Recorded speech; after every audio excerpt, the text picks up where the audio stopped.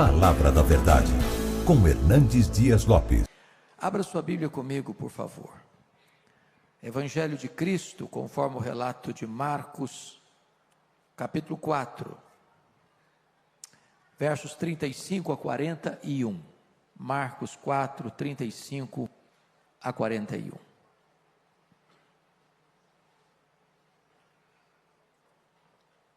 Peço sua gentileza de, após a leitura do texto, não fechar sua Bíblia ou não desligar o texto bíblico aí no seu smartphone.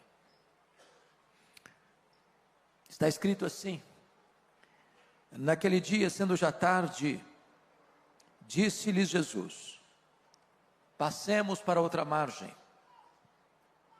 E eles, despedindo a multidão, o levaram assim como estava no barco, e outros barcos o seguiam. Ora, levantou-se grande temporal de vento, e as ondas se arremessavam contra o barco, de modo que o mesmo já estava a encher-se de água. E Jesus estava na popa, dormindo sobre o travesseiro. Eles o despertaram e lhe disseram: Mestre, não te importa que pereçamos?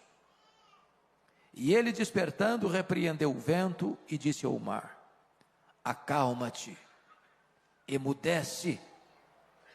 O vento se aquietou e fez-se grande bonança. Então lhes disse: por que sois assim tímidos? Como é que não tendes fé? E eles, possuídos de grande temor, diziam uns aos outros: quem é este, que até o vento e o mar lhe obedecem? Eu quero conversar um pouco com os meus irmãos sobre o tema: não desanime, Jesus está no controle.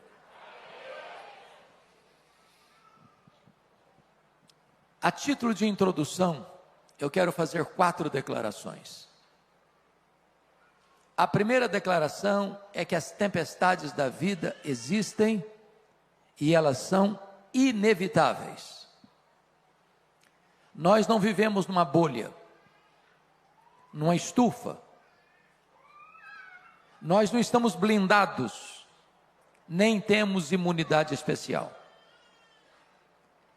As tempestades chegam para todos, grandes e pequenos, ricos e pobres, doutores e analfabetos,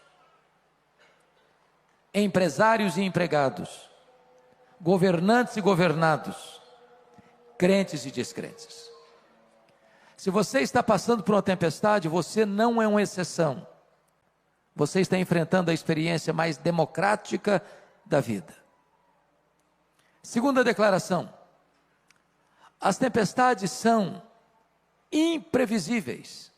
Elas chegam de súbito, sem aviso prévio, nos colhem de surpresa e às vezes põem a nossa vida de ponta cabeça. É um acidente grave, é uma doença súbita, é um divórcio doloroso, é um luto traumático, é uma rasteira do sócio da empresa, é uma frustração amorosa, é um filho que se envolveu com más companhias e acabou se capitulando às drogas, transtornando a saúde emocional da família. É uma situação que você nunca imaginou passar na vida, mas está passando.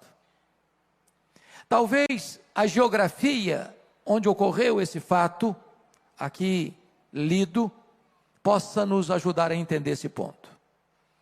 Eu acho que todos vocês sabem que o chamado Mar da Galileia é o maior lago de águas doces do Oriente Médio. Esse lago tem 21 quilômetros de comprimento por 14 quilômetros de largura. Esse lago está a 220 metros abaixo do nível do mar Mediterrâneo. Esse lago está encurralado por montanhas. Do lado oriental, as montanhas de Golã, do lado ocidental, as montanhas da Galileia. No extremo norte de Israel, não muito distante dali, fica o monte mais alto da nação, o Monte Hermon, cujo cimo sempre coberto de gelo. De vez em quando acontece um fenômeno ali. Os ventos gelados descem dessa montanha e, encurralados pelos montes, batem na superfície do lago e às vezes sol a pino. Dia claro, começa uma tempestade de vento. É possível que tenha sido isso que ocorreu aqui. Eles entram no barco, não há nenhum sinal de tempestade à vista. Enquanto navegam, eu estou falando parte norte do lago, não demoraria 1 hora para navegar, a tempestade os colhe de surpresa. É assim na vida. Às vezes você sai de casa, como um dia qualquer, para ir para o trabalho, para levar seu filho na escola, e acontece um fato que pode mudar a sua história. As tempestades são imprevisíveis. A terceira declaração é que as tempestades são inadministráveis, muitas vezes. Às vezes você não tem mais controle. As rédeas fogem das suas mãos. O que é curioso é que pelo menos 4 daqueles discípulos eram pescadores, e a maioria deles havia nascido ao redor desse lago. Eles conheciam cada palmo desse lago. Ali era o local do seu ganha-pão. Já tinham enfrentado certamente outras tempestades, e certamente conseguido alcançar sucesso no enfrentamento da crise. Mas agora eles não conseguem. A crise é medonha, o mar está revolto, as ondas açoitam com fúria desmesurada o barco frágil. O barco está rodopiando no meio do mar. A morte está mostrando para eles a sua carranca. Eles não conseguem resolver o problema. Às vezes na vida também é assim. Situações outrora pequenas, que você conseguia administrar, resolver, não consegue mais. Quantos de nós pastores aqui já ouvimos isso? Pastor, a pessoa com quem me casei é outra pessoa. É uma pessoa estranha. Eu não compreendo mais. Eu não entendo mais. Tornou-se uma pessoa dura, cáustica, tóxica. É assim na vida. Às vezes os problemas parecem insanáveis, insolúveis. As crises chegam e nós não conseguimos administrá-las. Mas a quarta verdade, a título de introdução, é consoladora. As tempestades são também pedagógicas.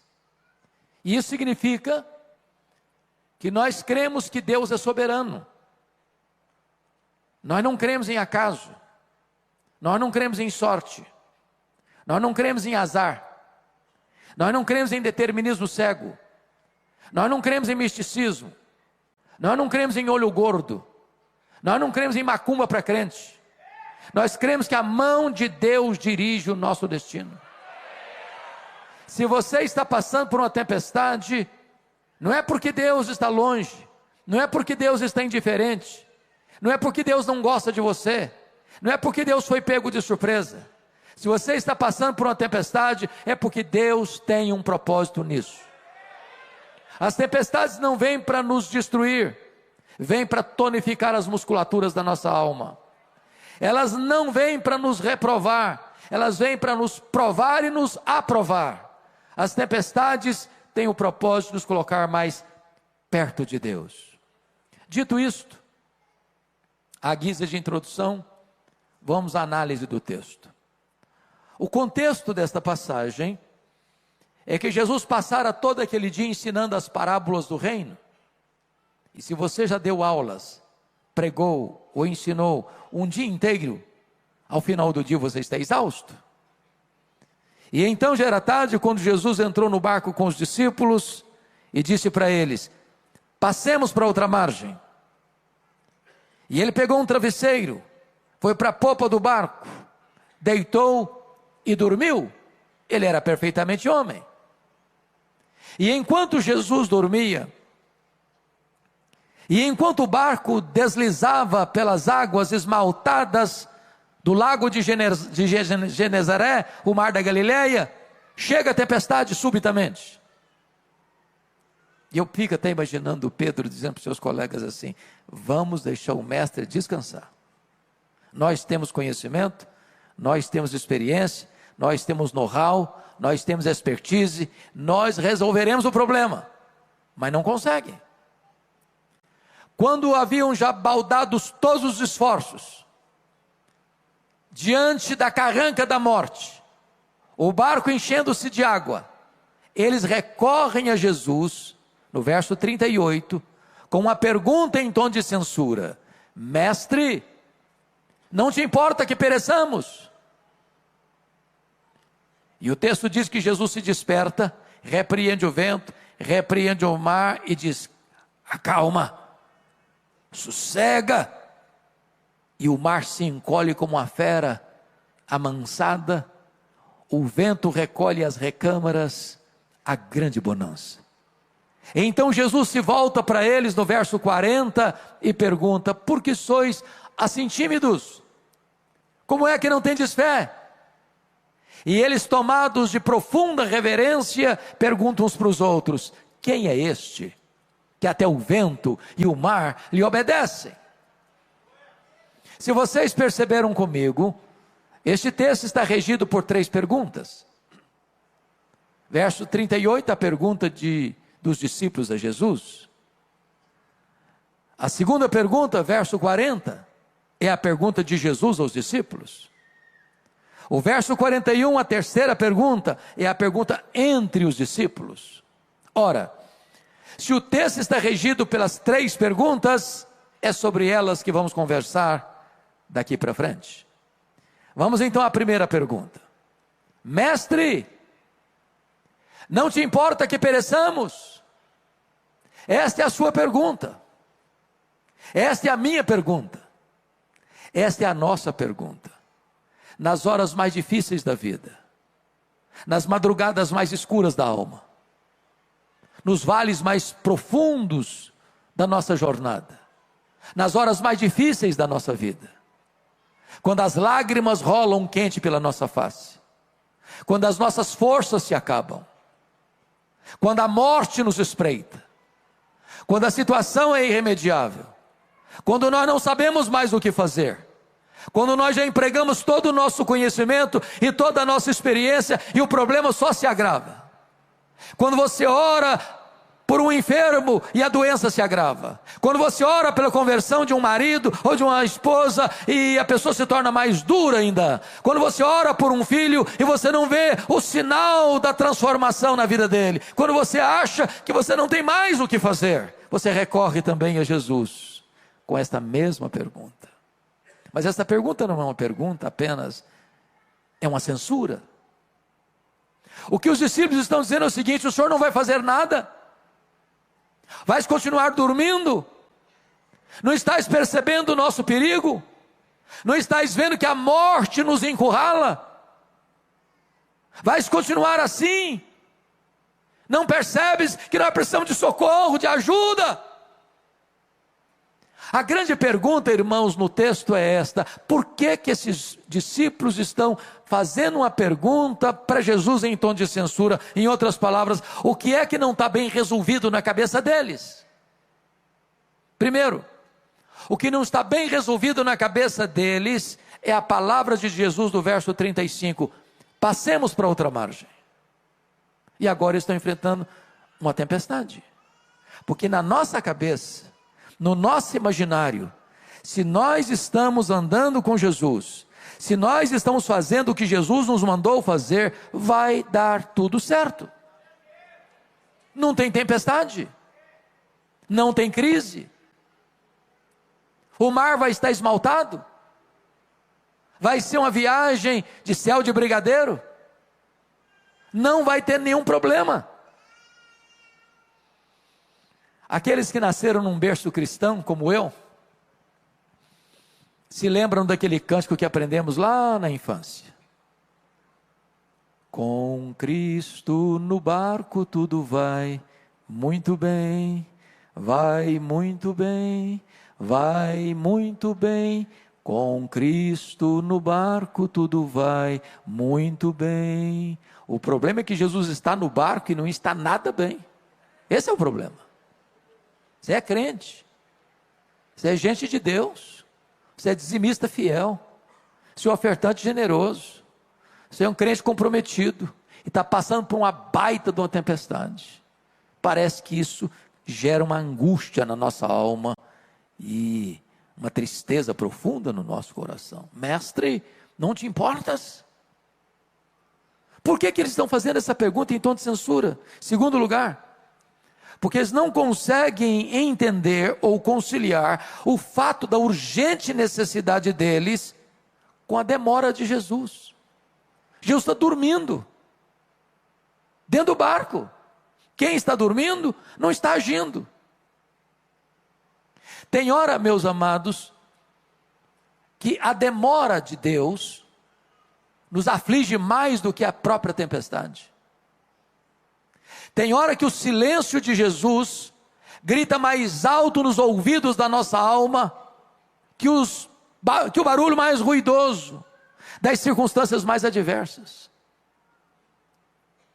Eu fico imaginando, pastor Marcos, que a maior angústia de Marta e de Maria não foi a doença do Lázaro, foi a demora de Jesus.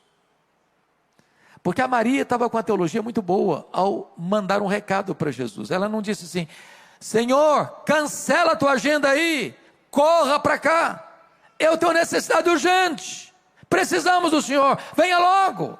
Não foi esse o recado. Mestre, está enfermo aquele a quem amas. Senhor, está enfermo aquele a quem amas. Não precisa falar mais nada. Quem ama tem pressa em socorrer a pessoa amada.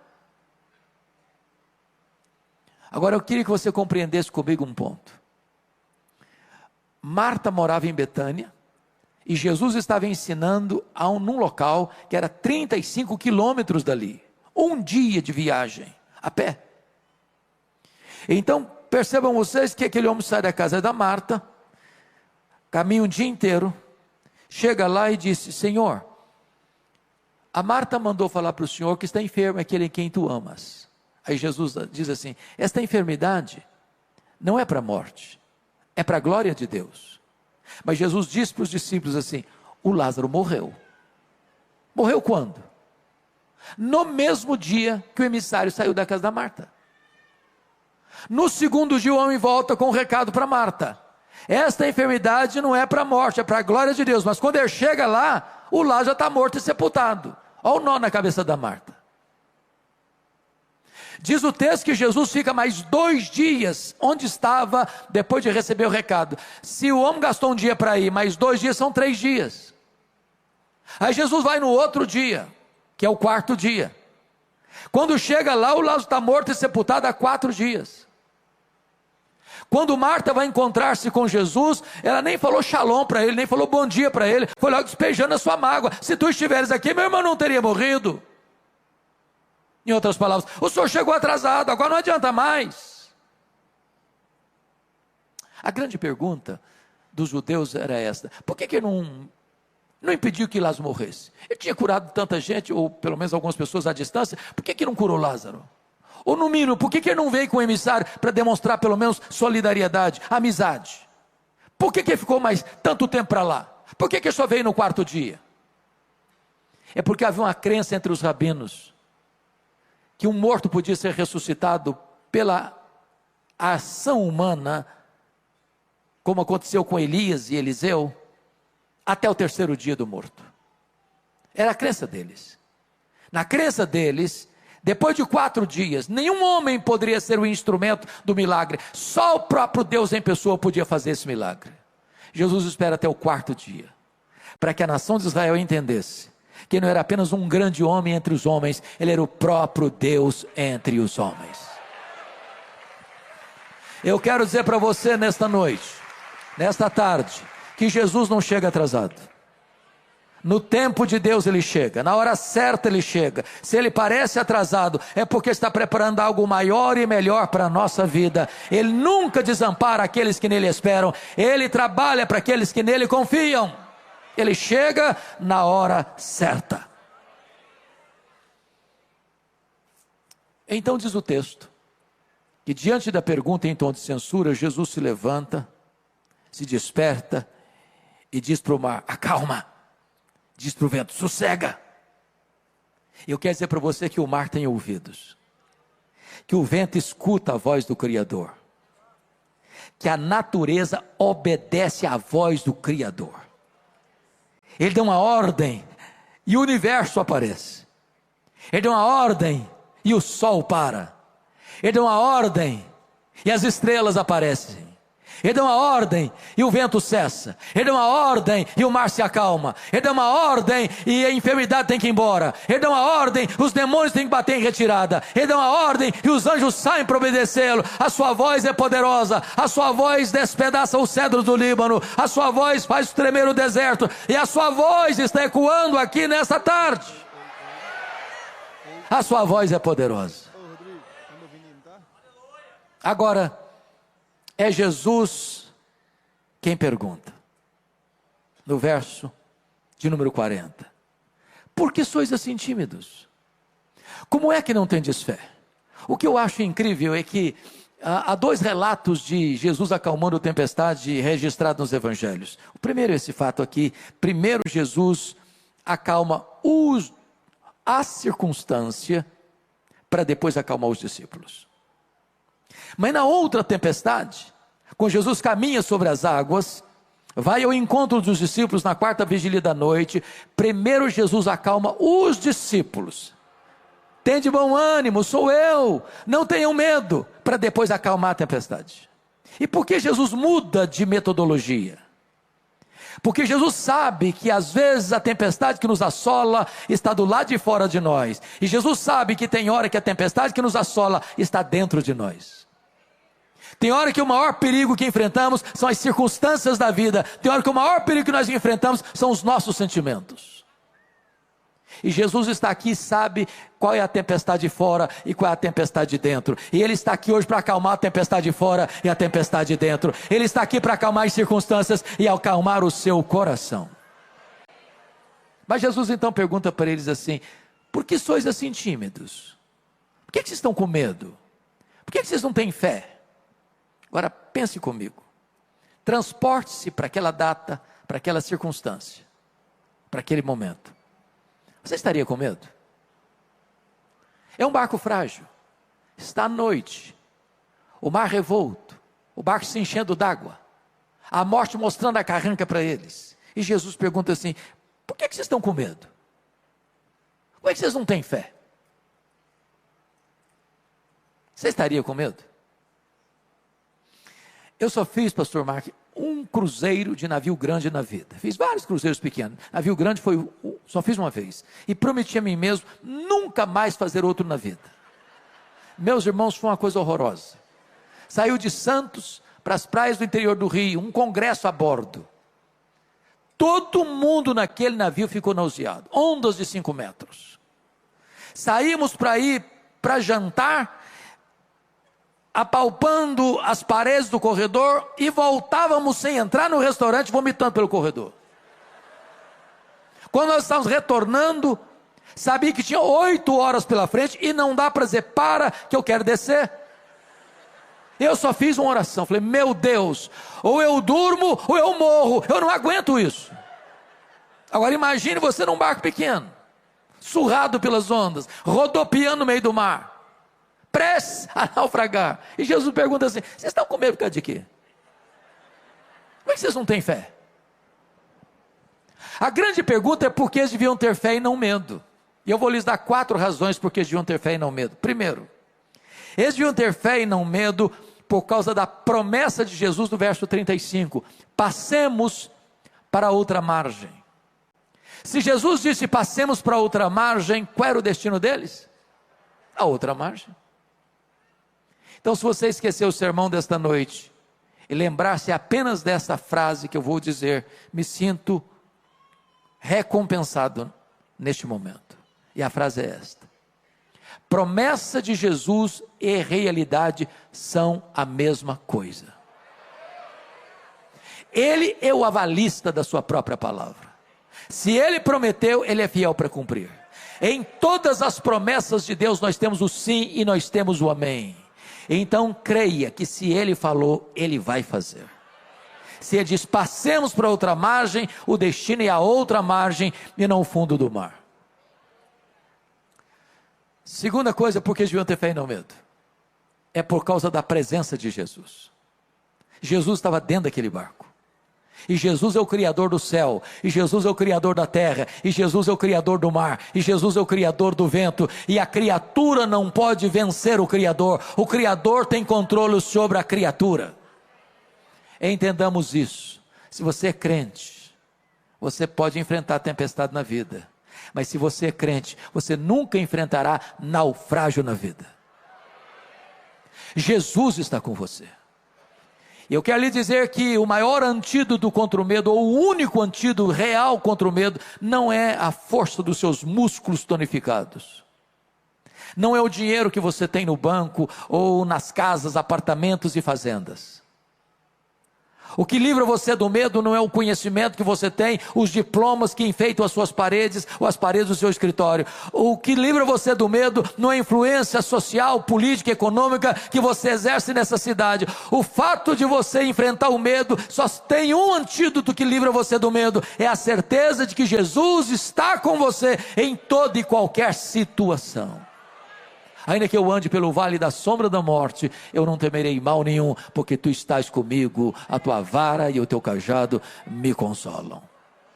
Terceiro, por que eles deviam ter fé e não medo? Por causa da paz de Jesus. Jesus estava dormindo naquele barco. E a pergunta é, Jesus sabia que a tempestade viria? Obviamente que sim. E se sabia, por que dormiu? Dormiu porque sabia que tudo estava sob controle. Então eu vou lhe dar uma definição de paz. Paz não é ausência de tempestade. Paz é a certeza que apesar da tempestade, tudo está sob controle. Não do seu controle, não do meu controle, mas do controle de Jesus. Ele não perdeu as rédeas da sua vida porque você está passando por uma crise. Ele não está impotente de mãos amarradas porque você está enfrentando um vale sombrio. Entenda isso. O Senhor Jesus está com você. E mesmo na tempestade você pode ter aquela paz que excede todo o entendimento. Quarto lugar. Por que eles deviam ter fé e não medo? Por causa do poder de Jesus. É curioso que Marcos cuidadosamente reúne ao redor desta passagem outros fatos que retratam o poder de Jesus. Se não vejamos, aqui ele tem poder sobre a natureza. Ele controla o céu, ele controla a terra, ele controla o mar, ele controla o vento, ele controla a natureza, ele tem controle sobre toda a criação. Mas notem comigo, depois dessa tempestade, é de noite, e ele desembarca do lado oriental do lago, da região que nós chamamos de Decápolis. Eram 10 cidades gentílicas. Aqui ficava a cidade de Gadara, e nessa região que nós chamamos hoje de montanha de Golã, quando eles chegam tem um despenhadeiro, e no despenhadeiro tem um cemitério, e tudo que você espera não ver de noite dentro de um cemitério é gente viva. E lá tem um homem vivo, nu, violento, gritando de noite e de dia entre os sepulcros, tomado por uma legião de demônios, 6.000 demônios. Legião é a corporação romana de 6.000 soldados, a mais temida máquina de guerra do Império Romano. Por onde passava uma legião, tudo destruía, tudo devastava. Tem dentro de um único homem 6.000 demônios. Aquele homem é foragido da lei, as algemas não podem prendê-lo mais. Aquele homem é enjeitado da família, aquele homem é um pária da sociedade, aquele homem não tem mais espaço entre os vivos, por isso mora entre os mortos. Mas no reino de Deus não tem lata de lixo. No reino de Deus não tem gente descartável. Jesus viaja aquela noite para um lugar terrível como aquele, porque foi para lá para libertar aquele homem do poder dos demônios, para transformar a vida dele, para libertar a vida dele, para salvar a vida dele e para fazer dele um missionário, porque Jesus tem poder sobre a natureza, ele tem poder sobre os demônios. Ele manda no céu, ele manda na terra e ele manda no inferno. Louvado seja o seu nome. Mas quando Jesus retorna para Cafarnaum, à beira do lago, onde ele adotou como sua cidade, quartel-general do seu ministério, tinha uma multidão esperando por Jesus. E no meio dessa multidão tem uma mulher doente, há 12 anos sofrendo com hemorragia crônica, que já havia despendido todos os seus recursos e não conseguiu lograr qualquer êxito no tratamento. E essa mulher pensou: se eu apenas tocar a orla das vestes de Jesus, eu ficarei livre do meu mal. Essa mulher é anônima, ela é incógnita e precisa ser, porque ela é impura, cerimonialmente falando. Ela não pode frequentar o templo, ela não pode frequentar a sinagoga, ela não pode ir nas festas. Em quem ela tocar, a pessoa fica impura. Ela se esgueira no meio da multidão, pensando: se eu apenas tocar na orla das vestes de Jesus, eu ficarei livre do meu mal. E agora notem, que em vez do impuro tocar o puro, e o puro ficar impuro, o impuro toca o puro, e o puro purifica o impuro, e a mulher fica curada. A hemorragia é estancada. O milagre acontece, sabe por quê? Porque Jesus tem poder sobre a natureza, Jesus tem poder sobre os demônios, e Jesus tem poder sobre as enfermidades. A última palavra não é da ciência, a última palavra não é da medicina, a última palavra é do Senhor Jesus. Mas tem também nessa multidão um homem muito aflito, é Jairo, o chefe da sinagoga de Cafarnaum, talvez o homem mais conhecido. O chefe da sinagoga, irmãos, tinha uma função tão importante. Eu dirigia a sinagoga. A sinagoga, durante a semana, era um local de reuniões, de decisões importantes da sociedade, da cidade. No sábado era um lugar de estudar a lei. O problema é que essas alturas, Jesus já não era mais uma pessoa benquista na sinagoga de Cafarnaum. Se você ler Marcos capítulo 3, episódio que precede este, Jesus num sábado estava nessa sinagoga e viu lá atrás um homem com a mão seca, a mão direita seca, mirrada, e Jesus diz para o homem assim: fica de pé. Jesus diz para o homem assim: vem para o meio. Jesus diz para o homem assim: estenda a tua mão, e um milagre aconteceu. E lá estavam os escribas, lá estavam os fariseus, e eles saíram dessa sinagoga para se unir aos arqui-inimigos deles, com os herodianos, para matarem Jesus. Jairo sabia que ir a Jesus era ficar numa situação de muito desconforto com a liderança espiritual de Israel, mas ele é um pai, e ele tem uma causa urgente. A sua única filha de 12 anos está morrendo. E ele chega para Jesus no meio dessa multidão e diz: Senhor, vamos comigo na minha casa, para o Senhor impor as mãos sobre a minha filha, para ela ficar curada. E Jesus: vamos, Jairo. E Jesus começa a caminhar com Jairo para a casa dele, quando surge o episódio da mulher hemorrágica. E Jesus diz assim, e para, e diz: alguém me tocou. Os discípulos, regidos por uma lógica irretocável, dizem: mas Senhor, está todo mundo te empurrando, está todo mundo te encostando, não faz sentido a tua pergunta, alguém me tocou, está todo mundo te tocando. E Jesus: não, alguém me tocou, porque senti que de mim saiu o poder. Tem muita gente que encosta em Jesus, mas poucas pessoas tocam em Jesus pela fé. E eu fico imaginando a angústia do Jairo, porque Jesus para atender a mulher. E eu imagino o Jairo dizendo: Jesus, vamos embora, vamos logo, Senhor, vamos logo, eu tenho urgência, Jesus, vão comigo, Jesus, vão comigo, o Senhor já resolveu o problema dessa mulher, vão comigo. E enquanto Jesus está ali atendendo a mulher, chega alguém da casa do Jairo e diz: não incomodes mais o mestre, não, a tua filha acabou de morrer. Eu acho que o mundo desabou na cabeça do Jairo. E Jesus olha para ele com ternura e disse: não temas, Jairo, crê somente. Quando Jesus chega na casa do Jairo, lá estava o coral da morte, mas entra sobranceiro e vitorioso o solo da ressurreição. E Jesus entra no quarto da menina e fala na língua materna dela, o aramaico, naquela linguagem que uma mãe diz para a menina adolescente que tem dificuldade de levantar de manhã para ir para a escola: Talita cumi, menina, está na hora de despertar, está na hora de levantar. E a morte solta as garras da menina e ela ressuscita, porque Jesus tem poder sobre a natureza, Jesus tem poder sobre os demônios, Jesus tem poder sobre as enfermidades, e Jesus tem poder sobre a morte. Ele mesmo entrou nas entranhas da morte, arrancou o aguilhão da morte, matou a morte e ressuscitou, inaugurando a imortalidade. Ele é a ressurreição e a vida, e se você crer nele nesta noite, você nunca morrerá eternamente, mas passou da morte para a vida. Mas agora vem a terceira pergunta do texto, verso 41. É a pergunta agora entre os discípulos.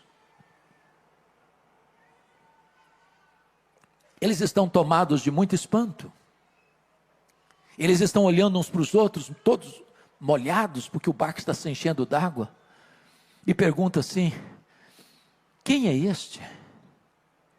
Que até o vento e o mar lhe obedecem. Que pergunta emblemática.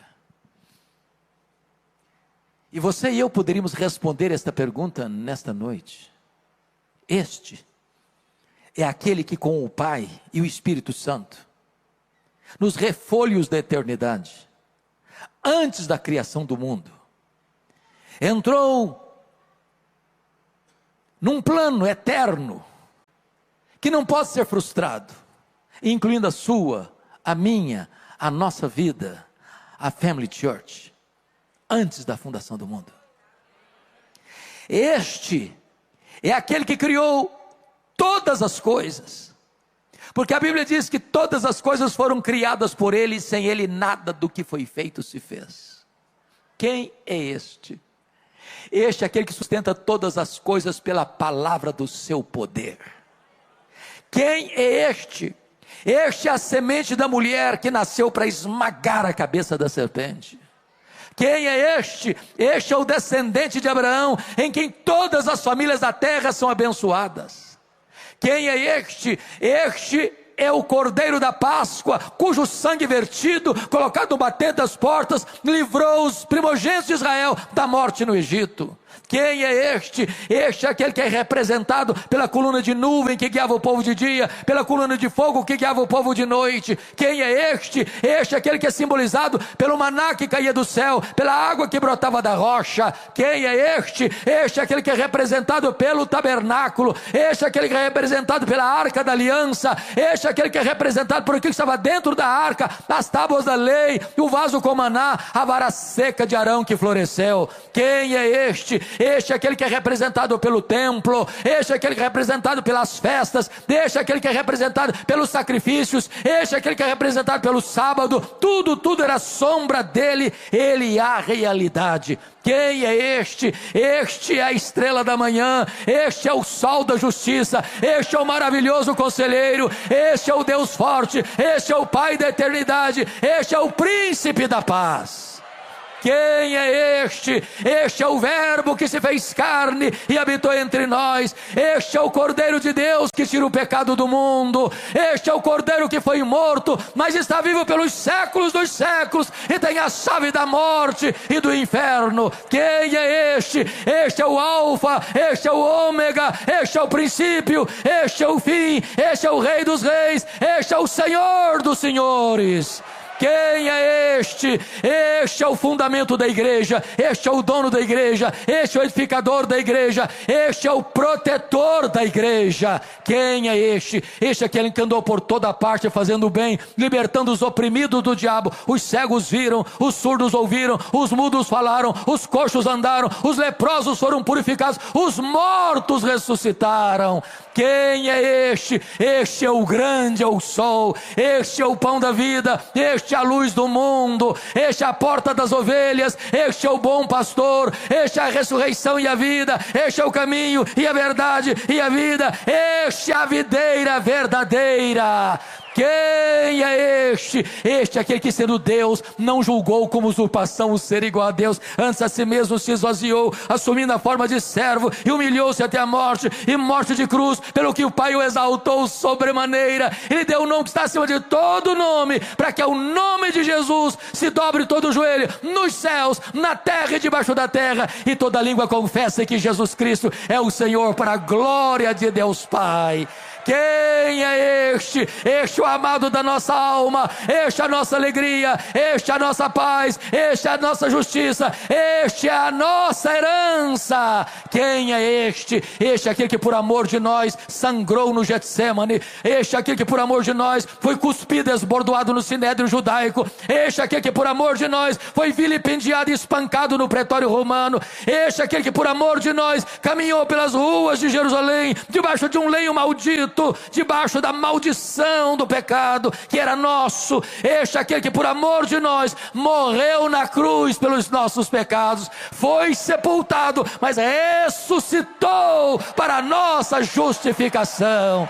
Quem é este? Este é aquele que voltou para o céu, este é aquele que derramou o Espírito Santo sobre a igreja, este é aquele que está sentado no trono, este é o nosso grande sumo sacerdote, este é o advogado justo, este é aquele que levanta reis e depõe reis, este é aquele que dá vida e é aquele que tira a vida, é aquele que exalta, é aquele que humilha, é aquele que põe no trono, é aquele que faz apiar do trono. Quem é este? Este é aquele que vai voltar para buscar a sua igreja, vai voltar pessoalmente, vai voltar visivelmente, vai voltar repentinamente, vai voltar inesperadamente, vai voltar inescapavelmente, vai voltar gloriosamente.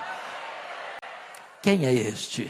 Este é o juiz de vivos e de mortos. Este é aquele que vai se sentar no trono e vai separar uns para a sua direita, outros para a sua esquerda. Vai dizer para uns: apartai-vos de mim, malditos, para o fogo eterno preparado para o diabo e seus anjos. Mas vai dizer para as suas ovelhas: vinde, benditos de meu Pai, entrem na posse do reino que vos está preparado desde a fundação do mundo. Quem é este? Este é a lâmpada do céu. Este é aquele a quem vamos servir, a quem vamos glorificar, com quem vamos reinar. Este é aquele que é a nossa alegria, é a razão da nossa vida, é o amado da nossa alma, aquele que está dizendo para você nesta noite: você não precisa ter medo, você precisa ter fé.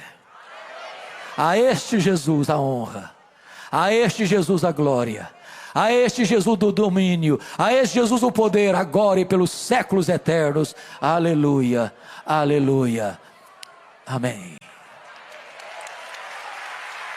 Esse Jesus está aqui hoje. Esse Jesus está presente aqui nesta noite. Esse Jesus quer acalmar as tempestades da sua alma. Esse Jesus quer pacificar o seu coração. Esse Jesus quer perdoar os seus pecados. Esse Jesus quer romper as cadeias da sua vida. Esse Jesus quer dar a você hoje a vida eterna, vida plena e vida abundante. Feche os seus olhos por um instante. Feche os seus olhos por um instante. Eu quero orar em seu favor. Você não veio aqui hoje por acaso. O próprio Deus trouxe você nesta tarde, nesta noite, a esta casa. Eu não sei como você entrou aqui hoje. Quais são as suas tempestades? Quais são as suas dores? Quais são as suas angústias? Mas Ele está aqui. Ele está aqui para curar o enfermo, para libertar o cativo, para acalmar a tempestade da sua alma. Ele está aqui para levar você ao porto seguro e divinal. Ele está aqui para mostrar para você o seu poder, acalmar o seu coração e acalmar as circunstâncias da sua vida. Ele é o todo-poderoso Deus. Ele tem controle sobre a natureza, sobre os demônios, sobre as enfermidades, sobre a própria morte. Não há problema que Ele não resolva. Não há crise que Ele não reverta. Não há vida tão difícil e complicada que Ele não restaure e transforme. Não há casamento tão doente que Ele não cure. Não há família sem solução. Jesus está aqui. E Ele é o mesmo ontem, hoje, eternamente o mesmo. E se você hoje precisa deste milagre de Jesus na sua vida, onde você estiver, fique de pé, eu quero orar em seu favor. Se você precisa desse milagre na sua vida, nesta noite, eu quero orar por você.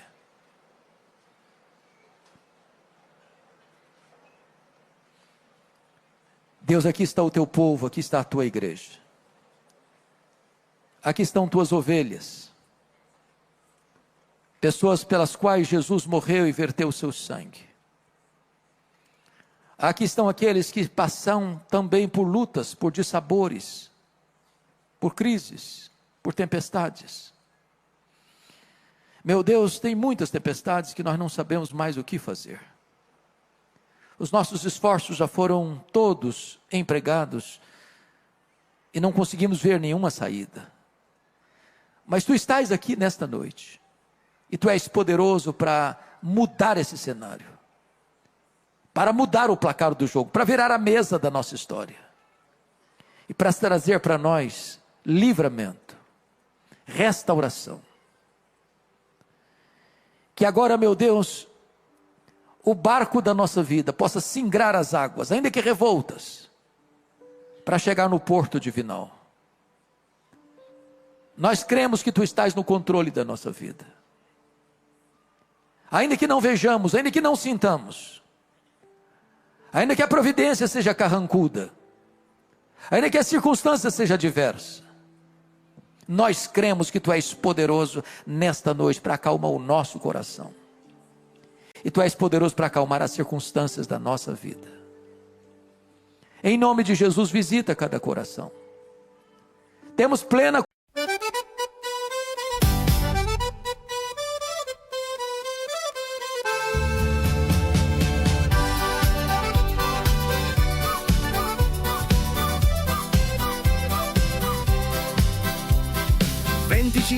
gradi a febbraio, c'è chi dice giorno perfetto per andare al mare, ma noi ci abbiamo un'altra idea, ce ne stiamo a casa. Alle 8:15 parte la spedizione, da San Vito dei Normanni direzione San Michele, un uomo con la coppola, grida è tutto chiuso, oggi non si lavora. Che confusione, siamo in 20. Che confusione, voglio la parmigiana. Dove il vino? Che confusione, a chi tocca apparecchiare. Non ci sono più forchette, non ci sono più piatti, non c'è più spazio nel frigorifero, non ci sono più sedie, non ci sono più bicchieri, non ci sono più coltelli, non ci sono più cucchiai, non c'è più spazio nel frigorifero, non ci sono più sedie, non ci sono più bicchieri. Che confusione, siamo in 20. Che confusione, voglio la parmigiana. Dove il vino? Che confusione, a chi tocca apparecchiare.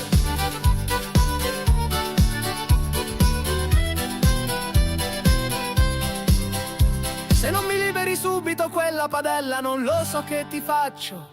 Amore, è finito il caffè, mi presti il tuo e te lo rifaccio.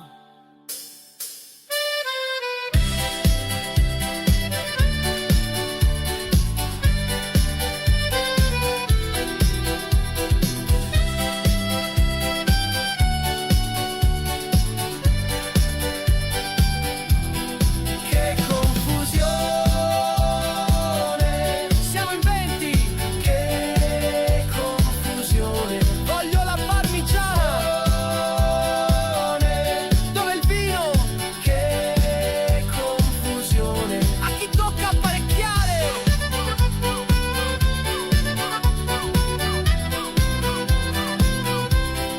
Che confusione.